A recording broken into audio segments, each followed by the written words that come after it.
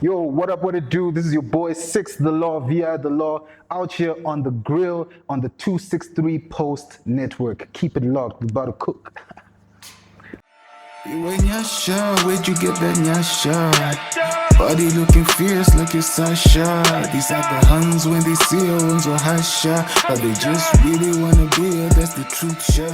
That's the truth. So yeah, I'm here joined by rapper, producer extraordinaire, Sis the Law, VI the Law, View on the Law, whatever you wanna call him. What's up? What's good, my G? I'm easy, bro. Thank you for having me, man. Yeah. This has been a long time coming. We've been talking about doing an interview for like 3 years now. Since Dawn was since Dawn was not Fro Dawn. Not fraud.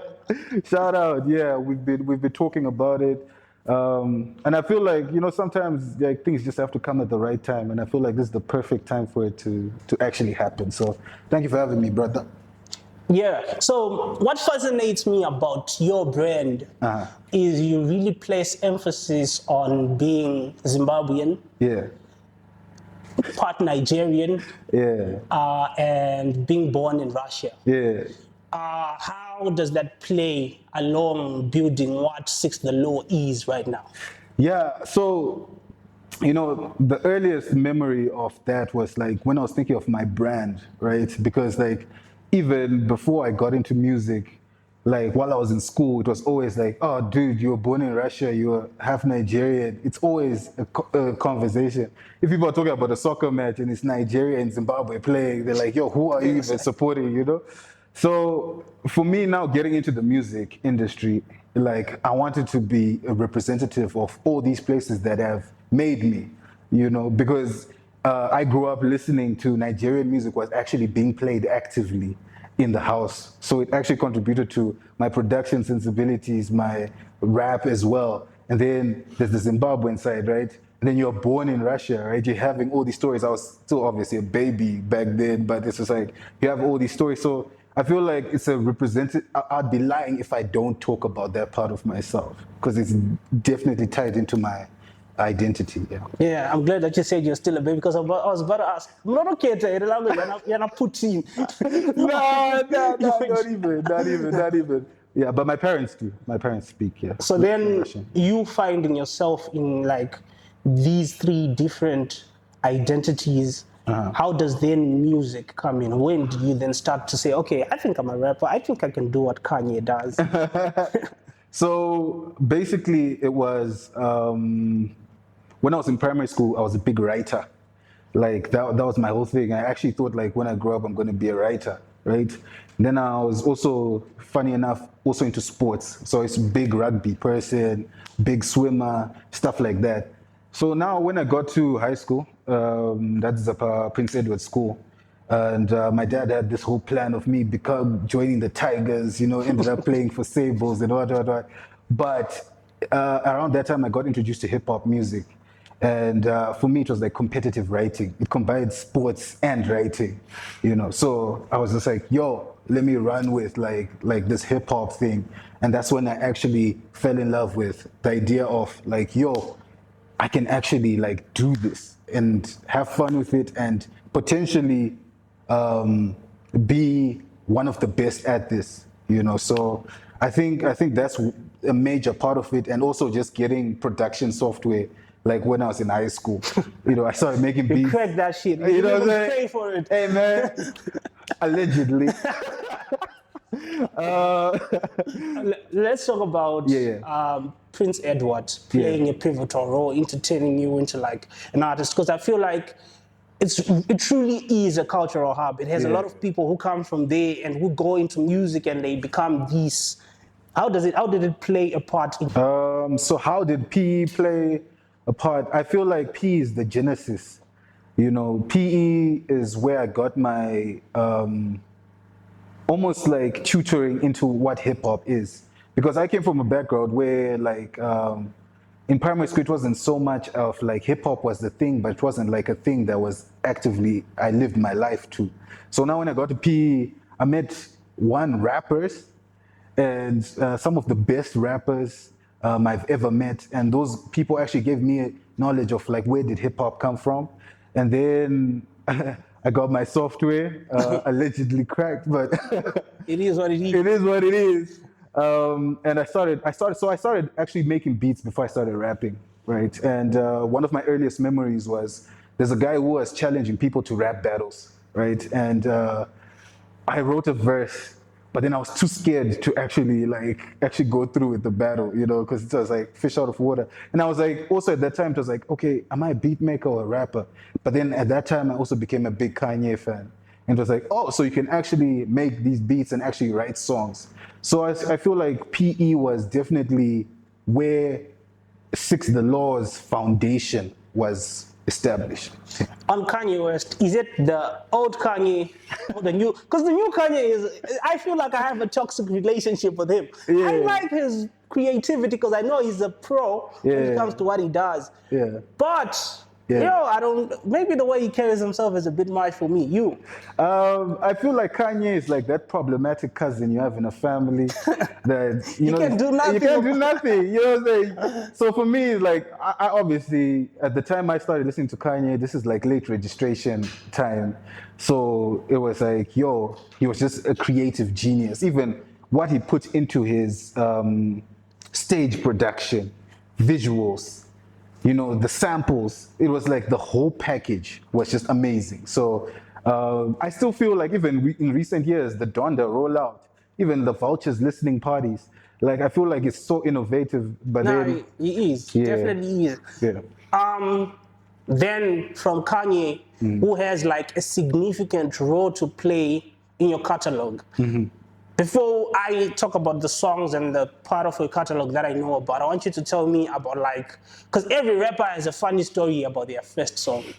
Like how trashy it was, the way they recorded. Can you take us through that journey of how you started recording it? yeah.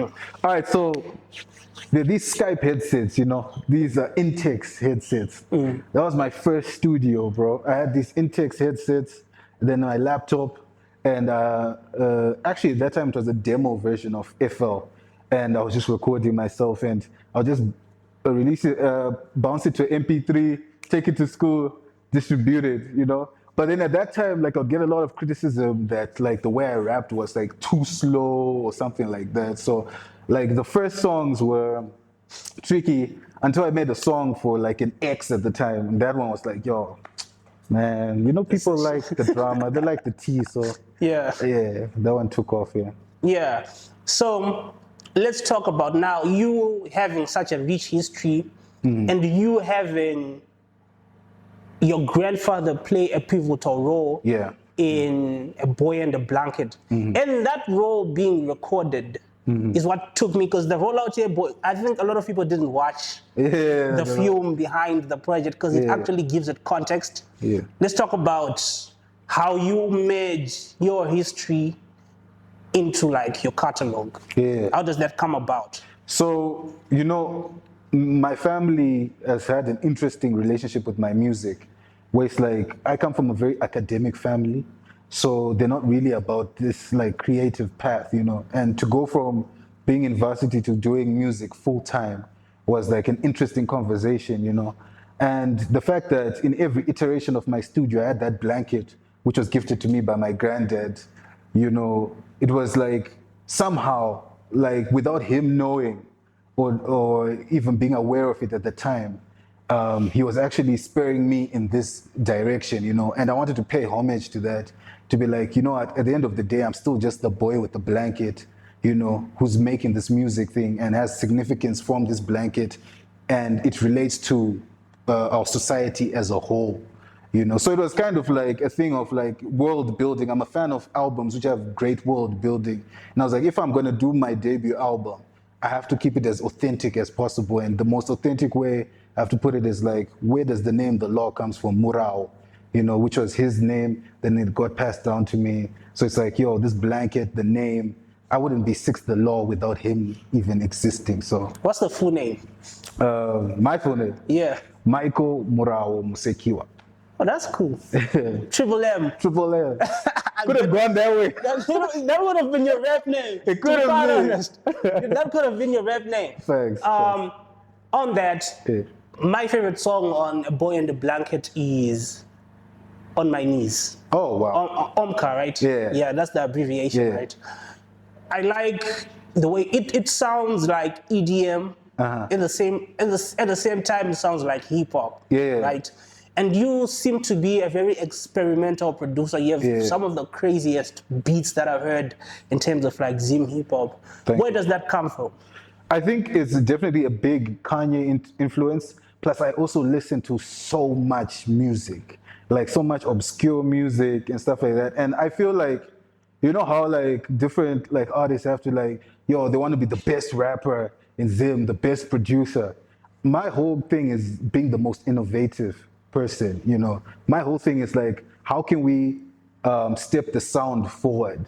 So that's why I always try and experiment as much as possible with the sound selection. So On My Knees again was definitely very Kanye coded, you know, but then I wanted to take it a step further to be like, you know what, if someone's having a battle of faith, like the sound it shouldn't be like a very like, oh, we've got a choir and it sounds, but it should be like combative, tribal, you know, Yeah, like definitely. Afro-future type thing. So that was the vibe.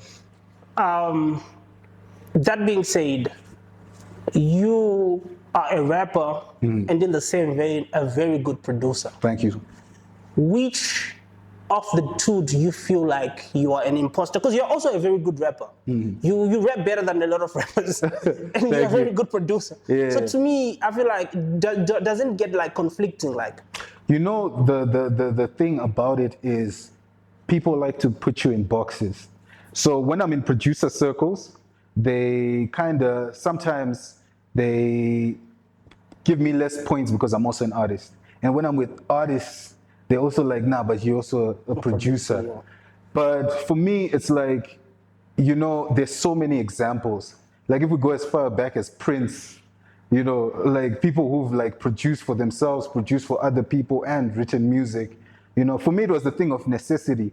So it's actually compartmentalized in my brain as like this grand process. It's like, I don't really go like, all I know is that when I'm a producer, I'm in full production mode. Like put me next to the best of the best, the Boy Trickies, the Rayos, you know, all these people I hold in the highest regard. You know, when I'm a rapper, you know, and that's what I'm actually fighting for. Where it's like, yo, you can actually do this. You don't have to, you know, say like you can be a master in either one of these, but then there also should be like a representation of like, okay, someone can do this and it's okay. Yeah. yeah, facts. You, because I've always wanted to have a conversation with you. You and Marse make some of the hardest bangers that I've heard. Thank you so much. At this point, Marse is like a cheat code. Every time Marse is on a track, it's crazy. Yeah. And there's this funny bar that you say on my guitar that you and Marse were in the same high school, but you didn't really like fuck with each other at the time. Yeah. But your chemistry on songs is crazy. One, how did you discover that, okay, we can actually work even though we didn't like each other in high school? Yeah. And two, are we ever getting a collaborative album? Interesting. So yeah, me and Massey were in the same, like, I feel like in the music industry, him and Denzel Kid have known for the longest because we're like literally from Form 1 type situation, you know. Nice. So me and Massey were in the same dorm room, you know, and we didn't like, I think it was kind of the thing like, this dude is a North guy, you know what I'm saying? And he was like South guy. It was just like, we just didn't get along at that time, you know. But after everything was said and done, there was just like this, I forget how exactly we started working on the first project, because I think it might have been just me doing production on his stuff. But when we actually locked down to start making records, because he is like a creative genius, you know. He's a creative genius, and plus the hooks that he comes up with, the tonality. I always joke like if this was like good music, like, and I'm like that's my Pusha T. He is. He's a Pusha T. So he's definitely someone who when I want to tap into a certain sound, like he just knows what to do, you know. And I've talked to him about it, like, yo, we need to actually lock in and do like this collaboration project because people actually want this, you know. And, some of these things, we just let it happen, organically. We have so many records and beats that are just flowing around. I feel like once we just lock in, we'll definitely come through with something. Fine. So let's talk about the upcoming projects or projects. You have an album that's coming. You said it was born from heartbreak. Heartbreak, yo. This is an exclusive, man, because I didn't even know I was gonna say it, but then, since I'm here on the grill, we gotta cook. Yeah. So I'm working on an EP. I actually had no plans of doing an album for this year, but life happened, and I was like, you know what? I just found myself creating a body of work, and I didn't want it to be the follow-up to A Boy in the Blanket, but it's its own story. The project is called Handle with Care. The first single is a song called Baddie, which we're dropping soon. And the funny thing is that you won't get the context of the whole project from Baddie, because Baddie is just like a song for the club. It's just for the baddies. I had a snippet. I remember texting you and saying, not everyone wants a baddie. I told you, stay away from baddie. Stay away from baddie, bro. And you're like, deep down, everybody needs a baddie. Everybody needs a baddie, yeah. So it actually came from a conversation I was having with some female friends. And they were just going like, yo, Monu, where's another baddie? People lie, like they act like they don't have baddies. I was like, yo, I'm gonna make a song for the baddies. Because also another thing which I've kind of against is like, I've sort of been put in the underground rap like thing, it's of which I don't me. consider myself an underground rap artist. Like there are artists who are like, yo, they super deep rap. And I understand when I rap, I can go super deep. And I think also with winning the awards, it was like kind of like, okay, since I've got the award now, like let me actually show that like I rap. But the truth is, like, I'm trying to create music for everyone. You know what I'm saying? So it's like you're gonna get club bangers moving forward. Yeah. Yeah. On that note, you saying that you're kind of like classified as an underground rapper. Yeah. Do you think that it's a matter of tapping into audiences? Because Zim Hip Hop definitely has like two different audiences as we speak. Yeah. There is like the super Zim Hip Hop fan who are mostly like from the north, most of them. Yeah. And then there's the general Chabuna and Osha Tones right? Yeah. Are you naive to the fact that it's not even a stereotype, that dynamic exists? And what's your intention into tapping into like both audience? What do you intend on doing? No, that's a fantastic question. So the funny thing is, when I entered the industry, I was actually on the other side. So if you trace back my history, one of my first songs was a song called Pombo Noka. Pombo Noka was just a song for the radio, that type of thing. But then what I did was that I put myself into a situation where I wanted to do an education of the genre and genres and explore myself over years, right? So I feel like I've now completed what I needed to do in that phase. And now it's like really like, okay, how do we, in all seriousness, get a Grammy Award into Zim, right? That's what I'm trying to do. That's a very fire question. Because that's a question a lot of people don't ask that question. Yeah. Right? For me personally, I do not measure myself on like a Zimbabwean standard, right? I watch what Speedy Momon is doing. I watch what Dave Letterman is doing. I watch what Rick Rubin is doing. And I try to move in that space. Because I feel like moving like a Zimbabwean and moving according to Zimbabwean standards is limiting. Yeah. But here's me telling you the truth. Yeah. Don't completely ignore the bag in you moving like an international artist. Yeah. Because if you completely ignore the bag, you will suffer. Yeah. And you will remain, because in Zimbabwe we don't have gateways. Yes. The gates are closed. Yeah. The gatekeepers are gatekeeping. Yeah. So you're not going to just step into a Universal in South Africa and get signed. True.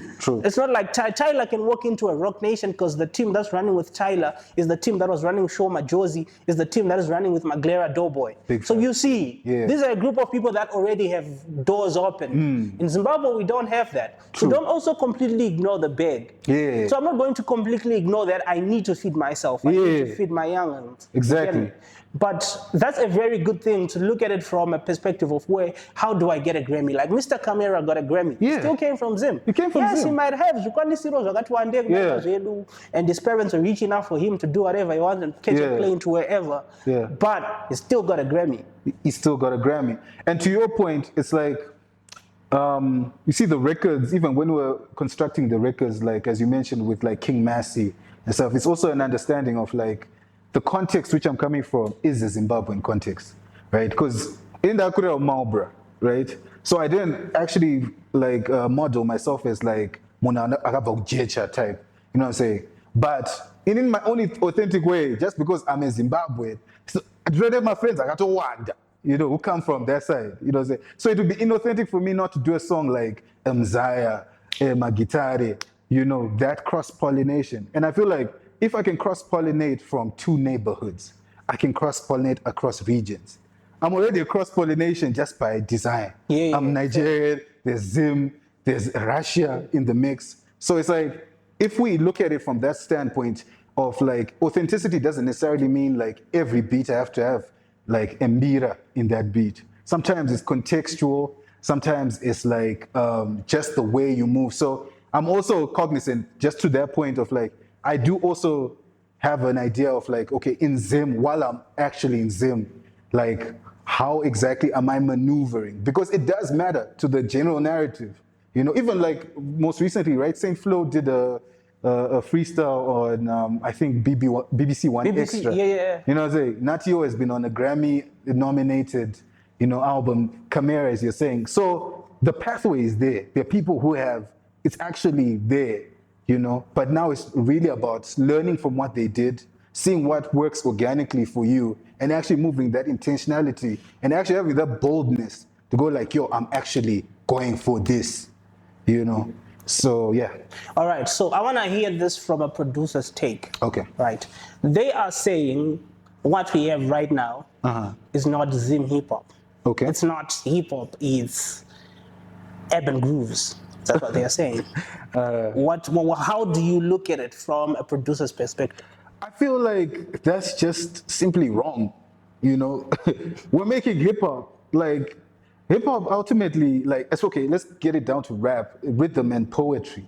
You know, if people consider Olamide a rapper, you know, he raps over like Afrobeats. But he's rapping. Yeah. You know, you can't say that, Odumodu Black, you know. He raps on Afrobeats. He raps on Afrobeats, you know. So I feel like we are actually, for real, we actually have one hip hop, and we actually have subgenres in our hip hop, because we have Shabin rap, we've got Trap Su, you know what I'm saying? Trap Chimurenga, you know what I'm saying? So it's like, it's. I feel like hip hop gets too much of a bad rap, and people feel like I tweeted about it recently, and I'm like, too much engagement farming. There are these takes where it's like people can just say anything to hip hop. Yeah. You know, like, why don't we ask what genre is Japreza making?